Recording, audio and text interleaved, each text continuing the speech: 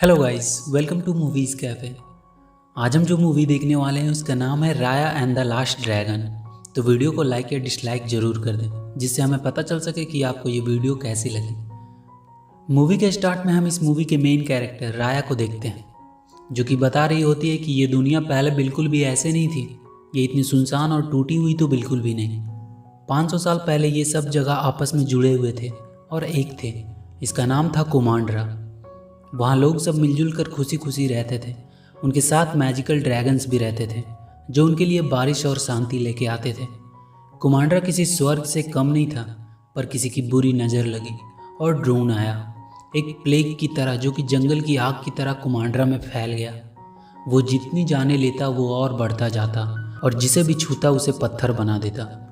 Dragons इंसानों के लिए उनसे पूरी ताकत से लड़े, पर यह काफ़ी नहीं था। और तब एक सीसू नाम के एक लास्ट ड्रैगन ने अपनी सारी मैजिक को एक जेम में डालकर उसके मैजिक से सारे ड्रोन गायब हो गए। जितने भी लोग पत्थर बने थे उनमें फिर से जान आ गई, पर वो ड्रैगन वापस नहीं आ पाए। उनकी निशानी के तौर पे बच गया सिर्फ ड्रैगन सीसू का वो जेम। इस जेम को एक इंस्पिरेशनल मोमेंट होना चाहिए था, जहाँ सब लोग एक साथ मिलकर किसी बुराई के साथ लड़े और उसे हराया। पर इंसान तो इंसान ठहरे, वो आपस में ही लड़ने लगे उस जेम के लिए। नए बॉर्डर्स बने और कुमांड्रा अलग अलग हिस्सों में बढ़ गया।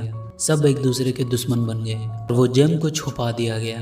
पर असली कहानी तब शुरू हुई जब राया इस कहानी में आई। यहाँ राया किसी मिशन पे है। वो किसी कीमती चीज़ को चुराने जा रही है। उसके रास्ते में कई कठिनाइयाँ आई, पर उसकी मदद के लिए उसके साथ उसका पेट टुक टुक था। और फाइनली वो उस जगह पे पहुँचती है जहाँ वो जेम रखा हुआ था। वो इसे ही चुराने आई थी। वहाँ उस जेम की रखवाली करने के लिए वहाँ का चीफ बेंजा खड़ा था। बेंजा राय से कहता है वो उसकी एक उंगली भी इस जेम के इनर सर्कल में आने नहीं देगा। राय और बेंजा अब लड़ने लगते हैं। राया काफ़ी बहादुरी से लड़ रही थी, पर बेंजा के सामने वो टिक नहीं पा रही थी। और आखिरी में बेंजा की वार से राया का हथियार उससे दूर जा गिरता है। बेंजा कहता है उसने कहा था ना कि उसकी एक उंगली भी इस जेम के इनर सर्कल में आने नहीं देगा। जब वो नीचे देखता है तो राया अपनी पैर की एक उंगली अंदर रखे हुई थी। बेंजा हंसने लगता है और राया को उठाता है। एक्चुअली में चीफ बेंजा राया के डैड थे और ये सब राया का टेस्ट हो रहा था कि उनके बाद वो इस जेम की हिफाजत कर पाएगी या नहीं। बेंजा राया से इम्प्रेस थे कि उसने ये टेस्ट पास कर लिया है। बेंजा राया को ड्रैगन गार्ड की फैमिली में वेलकम करता है। बेंजा राया को बताता है कि उसने आज कुमांड्रा के बाकी लैंड वाले को इन्वाइट किया है। कुमांड्रा के अब कुल 5 हिस्से हो गए थे। जिसमें राया रहती थी उस जगह का नाम था हार्ट, और बाकी जगहों में था पहला टेल जो कि डिजर्ट लैंड था, दूसरा टैलोन जो कि एक फ्लोटिंग लैंड था और अपने मार्केट के लिए जाना जाता था, तीसरा स्पाइन जो कि एक बैम्बू फॉरेस्ट था जिसके गार्ड बहुत ही बड़े बड़े वॉरियर्स और उनकी बड़ी बड़ी कुल्हाड़ियाँ थी, चौथा फैंग उनकी सबसे खतरनाक दुश्मन और उनकी खतरनाक असैसिन जिनके पास बड़े बड़े कैट्स थे। बेंजा राय को बताता है कि वो इन सब लैंड के किंग्स को इनवाइट करके अपना प्रस्ताव रखना चाहते हैं कि वो फिर से एक हो सकते हैं और फिर से कुमांड्रा बन सकता है। बस उन सबको एक दूसरे पे विश्वास करना होगा। अगर वो ऐसे ही जेम के लिए आपस में लड़ते रहे तो एक दिन वो सब एक दूसरे को मार देंगे, और वो ऐसा बिल्कुल भी नहीं चाहते हैं। और किसी को तो पहला स्टेप लेना ही पड़ेगा, इसलिए वो ये स्टेप लेने जा रहे हैं। बेंजा सबके सामने जाकर अपना प्रस्ताव रखता है, पर सब इसके लिए रेडी नहीं थे। उन्हें लगता था कि हार्ट के पास सबसे अलमाइटी ड्रैगन वेपन वो जेम है जिससे हार्ट इतना अमीर है।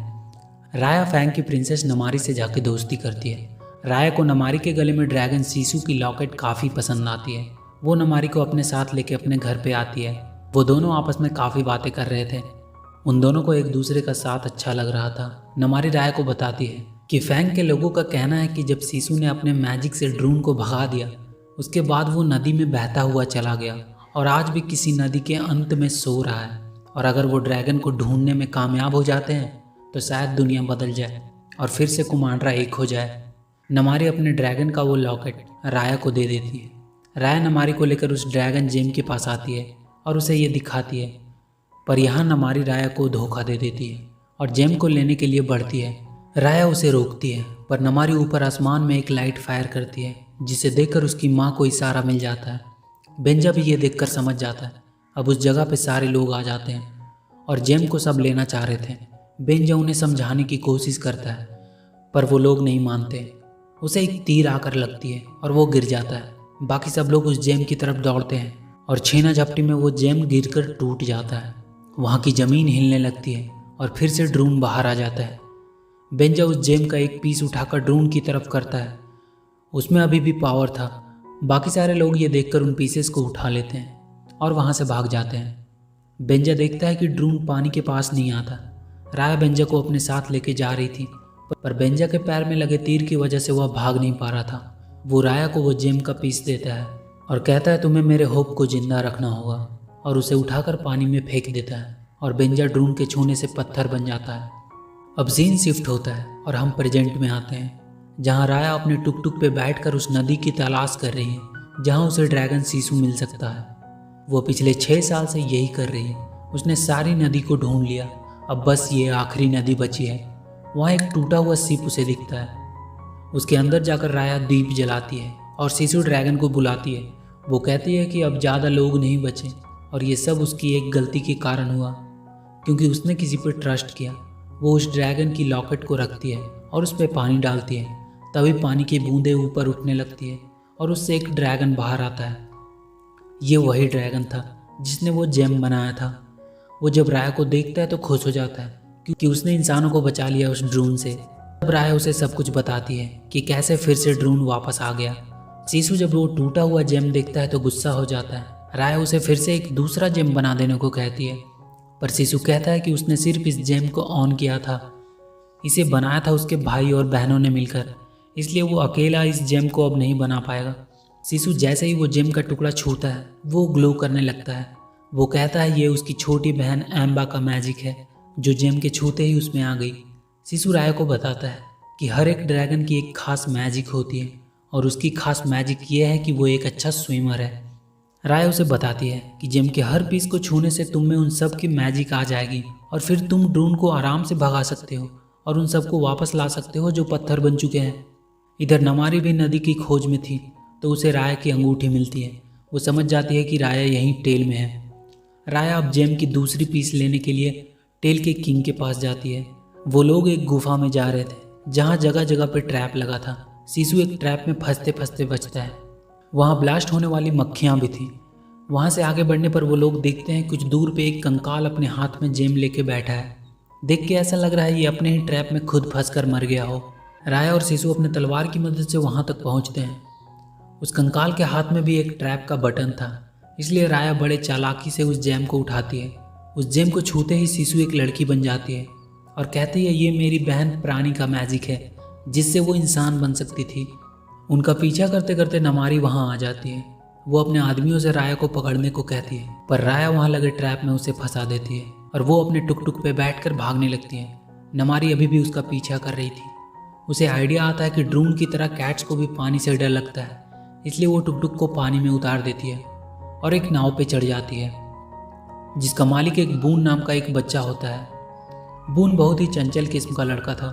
राया उसे कहीं दूर ले जाने को कहती है और उसके बदले उसे कुछ कॉइन देने को कहती है। बून उस बोट को बहुत धीरे धीरे स्टार्ट कर रहा था और उधर नमारी बहुत तेजी से उनके पास आ रही थी। तब सीसू ड्रैगन पानी में कूदता है और उस बोट को बहुत तेजी से आगे की तरफ लेके जाता है। राया उन सबको बताती है कि उसकी दोस्त काफ़ी अच्छी स्विमर है। नमारी वहाँ से वापस अपने राज्य फैंग जाने के लिए निकल जाती है क्योंकि उसे अपनी माँ से कुछ बात करनी थी। सीसू इतने दिनों बाद पानी में आके वो काफ़ी खुश था। राय उससे कहती है प्लीज़ तुम वापस लड़की के रूप में आ जाओ, कोई देख लेगा। हमें अभी बाकी के जेम पीसेस कलेक्ट करना है, तब तक प्लीज़ तुम छुपे रहो। सीसू वापस से लड़की के रूप में आ जाता है। अब वो लोग टैलोन पहुंचते हैं अगले जेम पीस की तलाश में। टैलोन एक मार्केट था जो कि पॉकेट चोरों के लिए फेमस था। राया सीसू को वहीं बोट पे रहने को कहती है और वो टुक टुक को अपने साथ लेके जेम लाने को निकल जाती है। वहाँ उसे 3 छोटे छोटे बंदर मिलते हैं जो उन्हें देखते ही छुप जाते हैं।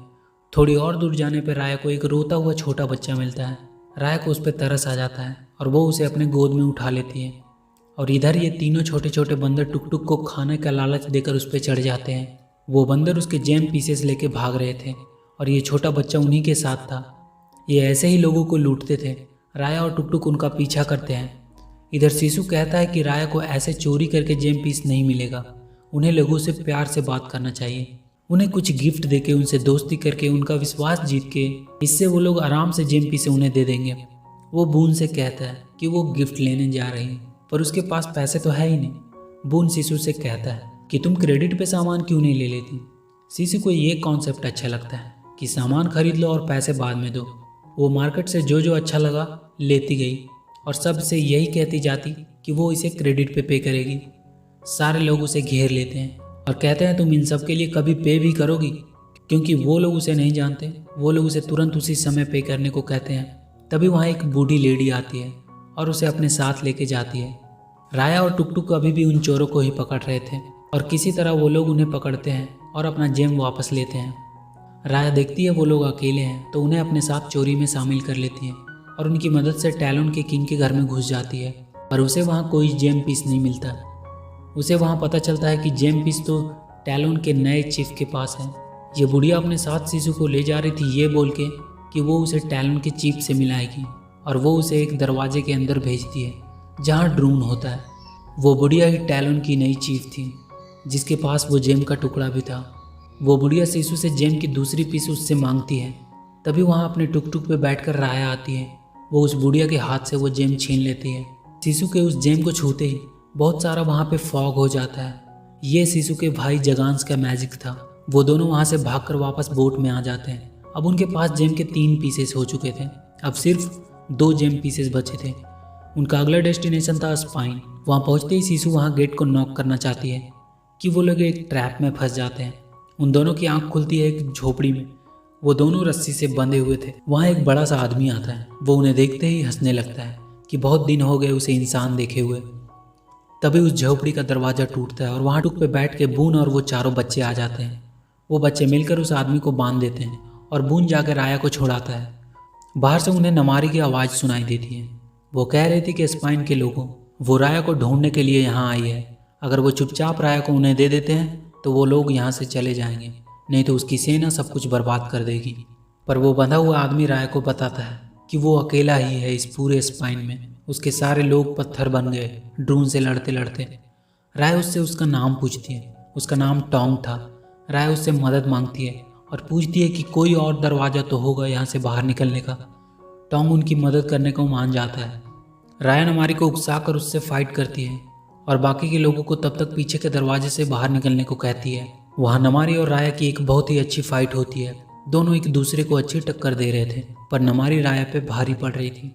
शिशु से ये देखा नहीं जाता। वो अपने मैजिक से वहाँ फॉग क्रिएट कर देता है और अपने ड्रैगन रूप में आ जाता है। नमारी उसे देखकर शॉक हो जाती है। वो सिर्फ शिशु को देखती ही रह जाती है।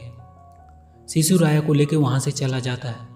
अब राया के बाकी सभी दोस्तों को भी शिशु की असलियत पता चल चुकी थी कि वो एक ड्रैगन है। टॉन्ग ड्रैगन शिशु को अपना जेम दे देता है जिसके छूते ही बारिश होने लगती है और शिशु आसमान में उड़ने लगता है। ये शिशु के बड़े भाई पेंगू का मैजिक था। अब वो लोग लास्ट जेम पीस के लिए फैंग रवाना होते हैं। पर इस बार शिशु राया को कहता है कि हमें नमारी से बात करना चाहिए कि वो जेम पीस दुनिया को बचाने के लिए उन्हें चाहिए।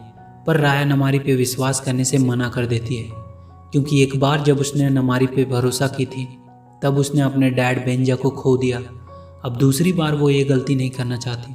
शिशु राया को लेकर हार्ट में पहुंचती है जहां वो अपने डैड बेंजा को उस ब्रिज पे पत्थर बने हुए देखती है। शिशु उसे उस जगह पे लेके जाता है जहां वो और उसके भाई बहनों ने ड्रैगन जेम बनाया था। शिशु राया को बताता है कि वो और उसका भाई पेंगू और उसकी बहनें लास्ट ड्रैगन बचे थे। तब हमारे भाई बहनों ने अपने मैजिक को एक जगह पे कलेक्ट करके ये जेम बनाया और उस जेम को फाइनल ऑन करने के लिए उन लोगों ने उसे चुना। उसे नहीं पता उन लोगों ने उसे क्यों चुना, पर शायद उन लोगों का उस पर विश्वास था कि वो ये कर सकता है और उसी विश्वास के कारण शिशु उस जेम को ऑन कर पाया। और यही सेम चीज़ नमारी के साथ भी हो सकती है अगर हम एक दूसरे पे विश्वास करना शुरू कर दे तो। राया शिशु से कहती है तुम बिल्कुल मेरे डैड की तरह बात करती हो। राया मान जाती है ऐसा करने के लिए। शिशु और राया नमारी को बात करने के लिए बुलाते हैं पर नमारी अपने क्रॉस बो निकालकर शिशु को मार देती है। शिशु वहीं नदी में गिर जाता है। उसके नीचे गिरते ही धरती की सारी पानी सूखने लगती है और ड्रून अब पूरी तेजी से लोगों की तरफ बढ़ता है। राया नमारी की हरकतों से काफ़ी ज़्यादा गुस्सा हो जाती है। वो अब नमारी को किसी हाल में भी जिंदा नहीं छोड़ना चाहती थी। वो उससे अपनी पूरी ताकत लगाकर लड़ने लगती है। वो दोनों लड़ रहे होते हैं और राया के बाकी सभी दोस्त लोगों को ड्रून से बचाने में लग जाते हैं। नमारी राया से कहती है वो कभी भी शिशु को मारना नहीं चाहती थी। वो तो सिर्फ अपने लोगों के लिए एक अच्छी दुनिया चाहती थी। राया देखती है उसके दोस्त लोग ड्रोन से लड़ रहे हैं, वो भी उनके साथ सबको बचाने में लग जाती है, पर तभी सबके सब जमीन फटने से वहीं नीचे दब जाते हैं। सबके पास जेम की एक एक पीस थी। राया सबसे वो जेम की पीसेस को मांगती है ताकि सबको फिर से जोड़कर एक कर सके। वो कहती है हमें एक दूसरे पे विश्वास करना होगा, हम सब साथ में मिलकर इस ड्रोन को हरा सकते हैं। सीसू भी तो यही चाहता था और राया अपना जेम नमारी को दे देती है और वो पत्थर बन जाती है। फिर बाकी सभी लोग भी अपने अपने पीसेस नमारी को दे देते हैं और पत्थर बन जाते हैं। नमारी पहले तो वो सब पीसेस को लेकर भागने जा रही थी, पर वापस मुड़कर सबको देखती है जिन्होंने उस पर विश्वास किया कि वो सब कुछ ठीक कर सकती है। नमारी सारे पीसेस को एक जगह पे जोड़ कर रख देती है और वो भी उन लोगों के साथ पत्थर बन जाती है। कुछ देर बाद उस जेम से एक लाइट निकलती है और सारे ड्रोन को भगा देती है। वो सब लोग वापस से इंसान बन जाते हैं। राया ऊपर देखती है, ड्रैगन्स भी वापस आ गए हैं। वो सारे ड्रैगन मिलकर अपने मैजिक से सीसू को वापस ले आते हैं। सीसू अपने भाई बहन को देखकर काफ़ी खुश हो जाता है। राया और उसके सारे दोस्त सीसू को गले मिलते हैं। सीसू नमारी से भी गले मिलता है और फाइनली सब अपने अपने फैमिली से वापस मिल पाते हैं। राया के डैड भी वापस आ जाते हैं। सीसू चीफ बेंजा को बताता है कि उनकी बेटी राया ने उसके सपने को पूरा किया और फिर से कुमांड्रा को एक कर दिया। अब फिर से कुमांड्रा पहले की तरह ही एक स्वर्ग बन गया था और मूवी यहीं द एंड हो जाती है। तो वीडियो अगर अच्छी लगी हो तो please do like and share the video and please subscribe to my channel and press that bell icon.